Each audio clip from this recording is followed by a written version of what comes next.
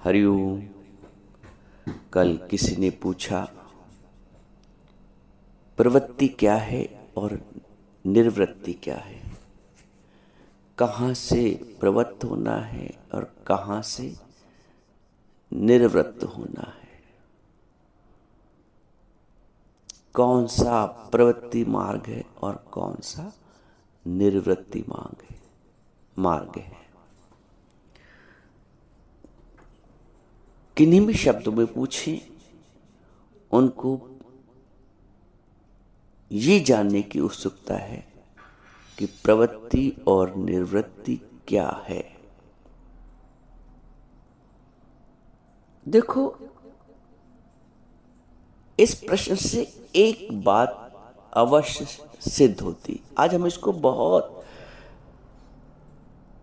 Basic अर्थों में समझते हैं, अभी बहुत ज़्यादा ऊंची बातें शास्त्रों की वेदों की नहीं, समझने के लिए समझते हैं। तो प्रश्न ये कहता है कि प्रवृत्ति और निर्वृत्ति क्या है, कहाँ हमें प्रवृत्त होना है और कहाँ से हमें निर्वृत्त होना है। अब इससे एक बात अवश्य सिद्ध होती है कि एक कोई वस्तु, कोई स्थिति ऐसी है जहां प्रवृत्त होने के लिए कहा जा रहा है, और एक कोई वस्तु, व्यक्ति, स्थिति ऐसी है जहां से हमें निर्वृत्त होने के लिए कहा जा रहा है। अब हम उस वस्तु को जाने जहां हमें प्रवृत्त होने के लिए शास्त्र कह रहे हैं, और उस वस्तु को भी जाने, उस स्थिति को भी जाने जहां से हमें निर्वृत्त होने के लिए कहा जा रहा है। सबसे पहली तो इसको समझें, इसी बात को समझें। क्या है वो वस्तु, स्थिति जहां हमें प्रवृत्त होना है, और क्या है वो वस्तु, स्थिति जहां से हमें निवृत्त होना है। हम यदि बड़े बड़े व्याख्यान करें और मूल तत्व को ही ना समझें, भगवान कहते हैं प्रवृत्तिम चा निर्वृत्तिम चा जना ना विदुरासुरा। जो आसुरी प्रकृति के लोग होते हैं वो इस बात को नहीं जानते हैं कि कहाँ प्रवृत्त होना है और कहाँ से निर्वृत्त होना है। प्रवृत्तिम चा निर्वृत्तिम चा जना न विदुरासुरा। भगवान कहते हैं जो इस तथ्य को नहीं जानते वो आसुरी प्रकृति के लोग हैं। तो ये आवश्यक भी है, यदि हम मनुष्य हैं तो हमारे लिए ये जानना भी आवश्यक है कि कहाँ प्रवृत्त होना है और कहाँ से निवृत्त होना है। प्रवृत्त, हमारी जब वृत्ति परमात्मा में लग जाए तो वो प्रवृत्ति है। कहाँ प्रवृत्त होना है? सत्य में। कहाँ प्रवृत्त होना है? परमात्मा में। और असत्य से निवृत्त होना है, जगत से निवृत्त होना है। अभी फिर समझो, सत्य में प्रवृत्त होना है और असत्य से निर्वृत्त होना है। परमात्मा में प्रवृत्त होना है, जगदीश में प्रवृत्त होना है और जगत से निर्वृत्त होना है। अब जो लोग जगत के आसक्ति प्रधान व्यक्ति हैं तो उनको जगत से निवृत्ति में भय लगता है। अभी हम परमात्मा में प्रवृत्ति की बात समझेंगे, पहले हम उन लोगों की मानसिकता को समझें जो लोग निर्वृत्ति से डरते हैं। चूंकि वो जगत की निवृत्ति से डरते हैं, उनमें भय है कि कहीं मेरी आसक्ति घर के प्रति न टूट जाए, पत्नी के प्रति मेरी आसक्ति न कम हो जाए, वस्तुओं के प्रति मेरी आसक्ति न कम हो जाए, बेटा बेटी के प्रति मेरा ऐसा ना हो कि वैराग्य भाव जागृत हो जाए, तो वो निर्वृत्ति और वैराग्य भाव से उनके अंदर भय रहता है। अच्छा, भय क्यों रहता है? क्योंकि उन्होंने परमात्म स्वरूप को तत्व से जाना नहीं है। अब कहते नहीं, जिन प्रेम कियो तिन ही प्रभु पायो। परमात्मा में प्रेम की कमी तुम्हें जगत से निवृत्त होने में बाधा डालती है। परमात्मा में प्रेम की कमी तुम्हें जगत से निवृत्त होने में बाधा डालती है। या ये कह लो, जगत के प्रति तुम्हारी आसक्ति, पत्नी के प्रति, पुत्र के प्रति, पुत्री के प्रति, मकान के प्रति, संपदा के प्रति, वासनाओं के प्रति तुम्हारी आसक्ति तुम्हें परमात्मा से पूर्ण होने में, कहते नहीं, सब कुछ लुटाने को दिल चाहता है। कब चाहेगा दिल सब कुछ लुटाने को? जब प्रेम होगा, प्रगाढ़ प्रेम होगा परमात्मा से। चूंकि परमात्मा से प्रगाढ़ प्रेम की स्थिति की कमी है, तो हम जगत को भी संभाल के रखना चाहते हैं। अच्छा, ये भी ना समझो कि हम परमात्मा से प्रेम करेंगे तो जगत संभलेगा नहीं, जगत और अच्छा संभलेगा। बस परिवर्तन जो होगा, निरासक्ति आ जाएगी, आसक्ति समाप्त हो जाएगी। निर्वृत्ति के कॉन्सेप्ट को हम सही से समझ लेंगे। ऐसा नहीं है कि जो संत है, जो साधु है, मैं गृहस्थ के संत की बात कर रहा हूं, जो गृहस्थ का संत है, साधु है, उन्होंने कुछ बाहर से त्याग किया है। जनक ने बाहर से त्याग नहीं किया, लेकिन वो महाप्रवृत्ति थे और महानिवृत्ति की स्थिति में थे। महल को आग लग गई, उनके अंदर हलचल भी नहीं हुई। बोलते जिसकी जले वो पछताए। क्यों ऐसी स्थिति क्यों है? क्योंकि वो परमात्मा में, सत्य में पहले ही प्रवृत्त हो चुके हैं। तो जो सत्य में प्रवृत्त हो चुका है, वो असत्य के अभाव को महसूस नहीं करता, अनुभव नहीं करता। जो सत्य में प्रवृत्त हो चुका है, वो असत्य के हानि लाभ में, हलचल में नहीं आता। इसको ऐसे समझो, जो जाग गया है, जो जागृत की स्थिति में आ चुका है, वो फिर स्वप्न की सृष्टि के लाभ हानि से विचलित नहीं होता है। उसके अंदर पक्का हो जाता है आंख खुलने के पश्चात, अरे वो तो स्वप्न था, मैंने देखा, नाहक मैं परेशान होता हूं।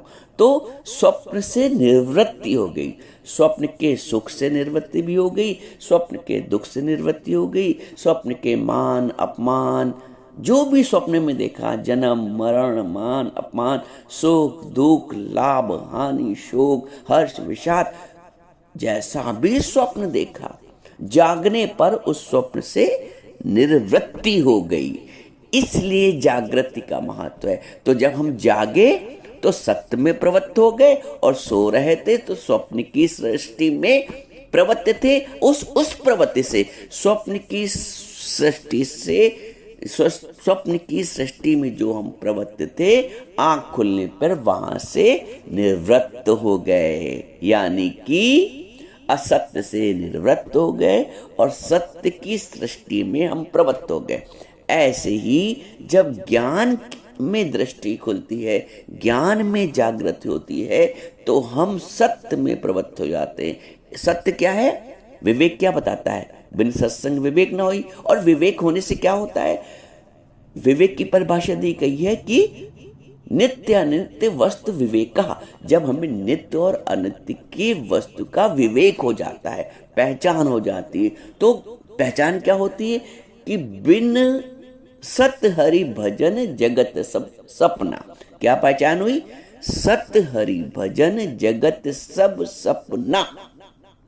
जैसा भी पहले बताया, स्वप्न की सृष्टि से निवृत्त होना है। वो कल्पना की सृष्टि है। स्वप्न की सृष्टि ना टिकने वाली। स्वप्न में देखी हुई पत्नी, पुत्र, पुत्री, संपदा, जल, पहाड़, जो कुछ भी देखा वो नहीं टिकने वाला है। स्वप्न की सृष्टि अनित्य है, असत्य है स्वप्न की सृष्टि।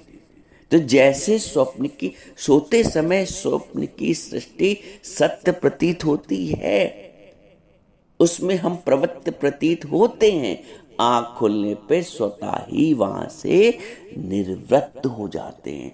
तो जब तक ज्ञान प्राप्ति का तात्पर्य है कि स्वप्न की सृष्टि से, जागने का तात्पर्य क्या है? स्वप्न की सृष्टि से निर्वृत्त होना। तो ये जो जगत है, जैसे स्वप्न की सृष्टि नहीं टिकी, ये जगत भी नहीं टिकता है, क्योंकि अनित्य है। इस अनित्य को अनित्य जानना ही, इस अनित्य को अनित्य जानना ही निर्वृत्ति है। अनित्य को अनित्य जानना ही निर्वृत्ति है, और नित्य को नित्य जानना ही प्रवृत्ति है। जो साधारण व्यक्ति है, जो संसारी व्यक्ति है, वो न नित्य को जानता है न अनित्य को जानता है, इसलिए वो अशांत रहता है, इसलिए वो आसक्त रहता है। पहली आवश्यकता है तुम नित्य और अनित्य को तत्व से जानो। तुम जब यही नहीं जानोगे, स्वप्न मिथ्या है, स्वप्न की सृष्टि जो भी दिखी वो अनित्य है, तो तुम कैसे उससे मुक्त हो पाओगे? और अनित्य से, असत्य से, अनित्य से असत्य से मुक्त होना ही वास्तविक मुक्ति है, या नित्य में प्रवृत्त होना ही मुक्त है, मोक्ष है।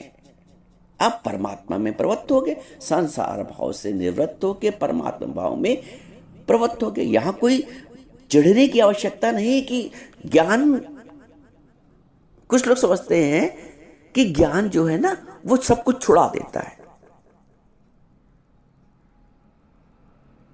ज्ञान छुड़ाता नहीं है। ज्ञान जगत का जो विकार है, ना टिकने वाला, जगत का जो विकार है, स्वार्थ से भरपूर जगत का जो विकार है।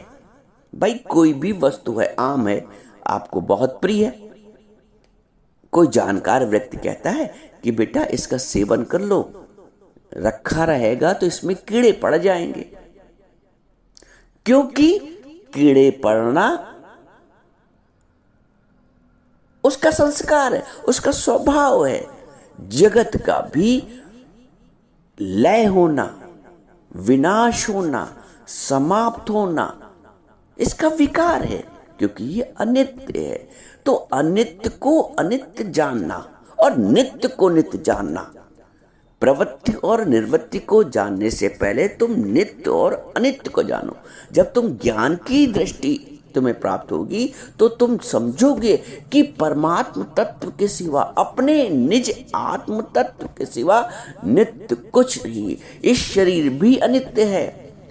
जब 5 साल का था तो कैसा था, जब 15 साल का हुआ फिर कैसा हुआ, 25 साल का, 50 साल का, 55 साल का, 65 साल का, अनित्य है शरीर ना। शरीर अनित्य है तो बदलता गया। आत्मा साक्षी भाव, दृष्टा भाव, आप जानने वाले हैं कि 5 साल में शरीर कैसा था, 15 साल में कैसा था। आप नहीं परिवर्तित हुए, क्योंकि आपका जो मूल तत्व है वो आत्म तत्व है, दृष्टा तत्व है। आपने शरीर को परिवर्तित होते देखा, आपने मन को परिवर्तित होते देखा, आपने बुद्धि को परिवर्तित होते देखा। तो मन भी अनित्य है, क्योंकि उसकी भी स्थिति बदलती गई। बुद्धि भी अनित्य है। बचपन की बुद्धि कैसी थी, युवावस्था की बुद्धि कैसी, और आज की बुद्धि कैसी। बुद्धि भी परिवर्तित हो गई, क्योंकि बुद्धि भी अनित्य है। और शरीर भी अनित्य है, बुद्धि भी अनित्य है, मन भी अनित्य है। एक क्या नहीं बदला, आत्म तत्व तुम्हारा जो अनुभव कर रहा था कि शरीर मेरा परिवर्तित हो गया, जो अनुभव कर रहा है कि मन परिवर्तित होता है, जो अनुभव करता है कि बुद्धि काम नहीं कर रही है, जो अनुभव करता है कि मन परेशान है, जो अनुभव करता है कि मन बहुत प्रसन्न है, वो आत्म तत्व नहीं परिवर्तित होता है, वो अपरिवर्तित रहता है। तो जो अपरिवर्तित रहता है वो नित्य है, और जो परिवर्तित हो रहा है वो अनित्य है। पहले नित्य और अनित्य को जानो, फिर तुम स्वतः सत्य में प्रवृत्त हो जाओगे और असत्य से निर्वृत्त हो जाओगे। नानक जी ने इसको जगत की जो जगत का जो विकार है, इसकी अनित्यता है, इसका विनाशीपन है, तो नानक जी कहते हैं कूड़ राजा, कूड़ प्रजा, कूड़ सब संसार, कूड़ मियाँ, कूड़ बीबी, खप होई ख्वार। कूड़ कूड़े से नेह लगाया, बिसरया करतार, करतार से बिसर गए। अर्थात तुम परमात्मा में तुम्हें प्रवृत्त होना था, तुम परमात्मा से निवृत्त हो गए। जहां से प्रवृत्त होना था वहां से निवृत्त हो गए, और जहां से तुम्हें निवृत्त होना था तुम वहां प्रवृत्त हो गए। कहां प्रवृत्त हो गए? तुम जगत में प्रवृत्त हो गए। तुम्हें पत्नी की आसक्ति आ गई, तुम्हें पति की आसक्ति आ गई, तुम्हें बेटा बेटी की आसक्ति आ गई, तुम्हें धन दौलत की आसक्ति आ गई, तुम्हें अपने मकान की आसक्ति आ गई, तुम्हारे बैंक बैलेंस में आसक्ति हो गई, तुम्हारे शेयर मार्केट में तुम्हारी आसक्ति हो गई। जहां से निरासक्त होना है वहां तुम आसक्त हो गए, जहां से निवृत्त होना है वहां से तुम प्रवृत्त हो गए, और जिस परमात्मा में तुम्हें प्रवृत्त होना है तो वहां से निवृत्त हो गए। और तुम्हारा भय, जब तुम ज्ञान में भी आते हो तो तुम्हारा भय क्या कहता है? संतुलन बना के चलो, ऐसा ना हो कि जगत से हम निर्वृत्त हो जाएं। जगत का तुम महत्व देते हो, स्वप्न को महत्व देते हो, क्योंकि तुम्हें जगत के छूटने का भय है। तुम कायर हो जाते हो, कमजोर हो जाते हो कि ऐसा ना हो कि परमात्मा से इतना प्रेम हो जाए तो मेरी जगत के प्रति आसक्ति कम हो जाए, पत्नी के प्रति, पति के प्रति, पुत्र के प्रति, मकान के प्रति आसक्ति कम हो जाए। ना ना, ऐसा ज्ञान हमें नहीं चाहिए जो हमें निर्वृत्त कर दे।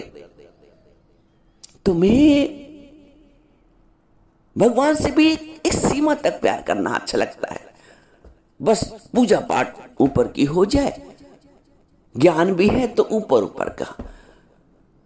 अरे मीरा कहती है, जिन प्रेम कियो तिन ही प्रभु पायो। तुम्हें प्रभु पाना भी है कि नहीं, कि जगत पाना है? तुम्हें निवृत्त होना भी है कि नहीं? पहले तो हिम्मत है निवृत्त होने की, कि बड़ी बड़ी बातें ही कर पाओगे खाली? जैसे स्वप्न की सृष्टि से निवृत्त होना अनिवार्य है, जैसे स्वप्न की सृष्टि थोड़े समय के लिए है और जागना ही तुम्हारा लक्ष्य है। क्या जीवन भर सोते रहोगे, जीवन भर स्वप्न देखते रहोगे? संभव नहीं है। वैसे ही क्या जीवन भर अज्ञान में व्यतीत कर दोगे, अज्ञान की नींद में सोते रहोगे? जैसे वो संभव नहीं है ना कि जीवन भर सोते रहें, जीवन भर स्वप्न की सृष्टि में जीते रहें, वैसे ही ये भी संभव नहीं होना चाहिए कि तुम जीवन भर अज्ञान की नींद में सोते रहो। तुम्हें ज्ञान में जागृत होना ही है। बिना जागे कल्याण नहीं है। बिना नित्य को समझे, नित्य कैसे समझोगे? विवेक से। विवेक कैसे आएगा? परम सत्संग से, ब्रह्म ज्ञान के सत्संग से, दिखावी ज्ञान से नहीं। नित्य अनित्य वस्तु विवेक, विवेक उसको कहते हैं। तो पहले तुम समझो तो, कहां पर बातें तो बड़ी बड़ी करते हो, समझो तो प्रवृत्त कहाँ होना है, निवृत्त कहाँ। एक कोई ऐसी चीज है जहां में प्रवृत्त होना है, एक कोई ऐसा तत्व है जहां में प्रवृत्त होना है, और एक कोई ऐसी वस्तु है जहां से में निवृत्त होना है। तो पहले समझो, बाद में बड़ी बड़ी बातें। निवृत्ति और प्रवृत्ति, जिसने परमात्मा को समझ लिया वो बिना परमात्मा में प्रवृत्त हुए रह ही नहीं सकता। और जिसने जगत के स्वरूप को समझ लिया वो बिना निर्वृत्त हुए रह नहीं सकता। समझ गए आम में कीड़ा है तो तुमको उससे निर्वृत्ति लेनी ही पड़ेगी। नहीं समझे तो कीड़े सहित आम खा जाओगे और अच्छा भी लगेगा। लेकिन समझ गए तो उस कीड़े वाले आम से तुम्हें निवृत्त होना पड़ेगा। नहीं निवृत्त हो रहे हो इसका मतलब तुमने समझा ही नहीं है वास्तविक प्रवृत्ति क्या है, वास्तविक निवृत्ति क्या है। ऐसा नहीं हो सकता कि समझ गए कीड़े आम में भरे हैं और तुम खा लो। ये तभी खाओगे कीड़े वाला आम जब तुम अज्ञान में होगे, नहीं जानकारी होगी कि आम में कीड़े पड़ चुके हैं। तो जगत का स्वरूप ही विनाश वाला है, जगत का स्वरूप अनित्य है। जान जाओगे तो बिना निर्वृत्त हुए रह नहीं पाओगे। परमात्मा के प्रेम का स्वाद लग जाएगा तो बिना निर्वृत्त हुए रहोगे नहीं। तो तुम्हारा भय स्वतः समाप्त हो जाएगा। तुम्हारी आसक्ति जगत के प्रति स्वतः, कितना भी आम मुझे प्रिय है मान लो, लेकिन कीड़ा पड़ गया तो उसका कैसे सेवन करेंगे, कैसे उपभोग करेंगे। फिर तो वहां से निर्वृत्त उस आसक्ति से, मान लो आम खाने की, मैं एक उदाहरण दे रहा हूं, आम खाने की आसक्ति है, आम बहुत प्रिय है, लेकिन कीड़ा समझने के बाद, कीड़ा जानने के पश्चात वहां से हमें निवृत्त होना ही होना है।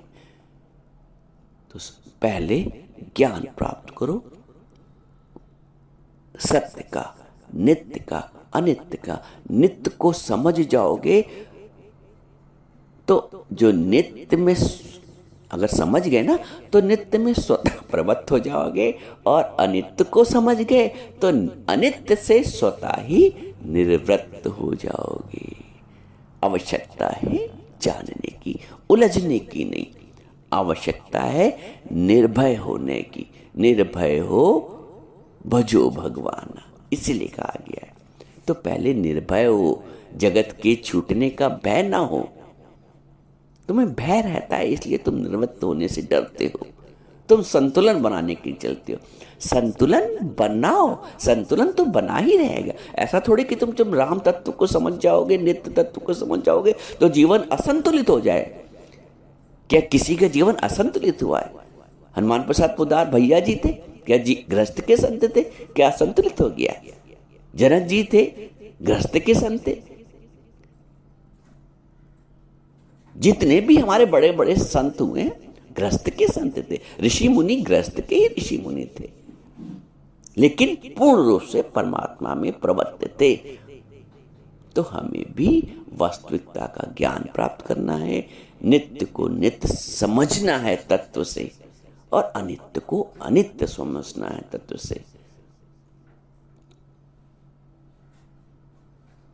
जब हमको वास्तविक ज्ञान प्राप्त हो जाएगा तो हम सत्य में प्रवृत्त हुए बिना रह नहीं पाएंगे, और असत्य से निर्वृत्त हुए बिना रह नहीं पाएंगे। समस्त भय समाप्त हो जाएगा, संतुलन प्राप्त हो जाएगा।